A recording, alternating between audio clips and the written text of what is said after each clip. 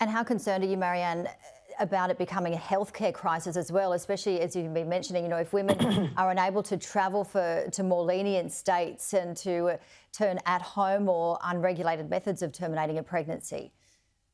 Women used to suffer and die. Women would become barren from the back alley abortions. I know of people who have died. What's going to happen now? Some of these women that you're talking about, yes, they could, as the president said in the piece that you showed, you can travel to another state. Not every woman can just travel to another state. I live in a really big country, and sometimes another state it would be like going from one side of Australia. It's not something everybody can necessarily do. So, of course, that will be a healthcare crisis if the woman takes it upon herself to try to get an abortion, some kind of at-home abortion kit. I mean, the possibilities here are truly horrendous. How hard is it going to be for people, including women, medical experts, lawyers, to get their head around these new laws, especially in the immediate term? Well, on one hand, we've been talking about it happening for years. People have been warning us it would happen, and that's why there's a lot of frustration today with the Democratic Party. They had plenty of opportunity to codify this. It did not have to come to this. So there's a lot of frustration and anger about that. Getting our heads around it it's the shock, even though we can't say it's deeply surprising because there was the leaked document, the decision that was leaked a couple of months ago, I think, I'm sure you know.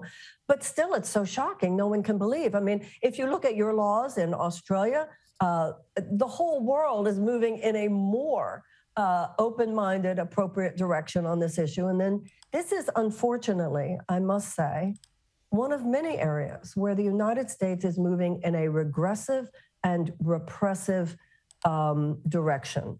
And our Supreme Court is now in the hands of people who are really, there's a desire here to redesign society in certain ways that are very disturbing. There is a lot of fear here that they will not stop with this. I mean, many of us are so upset tonight. Those people are, popping the champagne bottles. The Supreme Court justices who were in the majority on this opinion are receiving champagne and fruit baskets and congratulatory telegrams and flowers to their homes tonight. So they're very high on this, and they plan to continue. That's what many of us are concerned about. What about the rights of LGBTQ? What about the rights of transgender? One of them has even made reference to the fact that maybe they should go for contraception. I mean, this is a very disturbing line of development. But yeah. I will also say it's an awakening for the American people, and I think it's an awakening for the American woman. This isn't over. This is going to be a painful struggle, perhaps, but this story is not over. Well, we really appreciate your time and getting your opinions on it, Marianne. Before we let you go, you are heading to Australia in July to a number of yes, venues. I am. Yes, looking forward to hearing more. So you're going to Sydney, Melbourne, Adelaide. We've got some details up on screen there as well.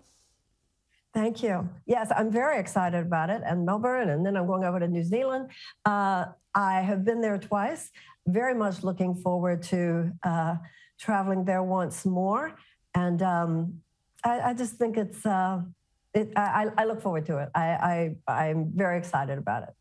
Well, we look forward to having you here in Australia and really appreciate your time today. Marianne Williamson, political activist and author, thank you so much. Thank you for having me.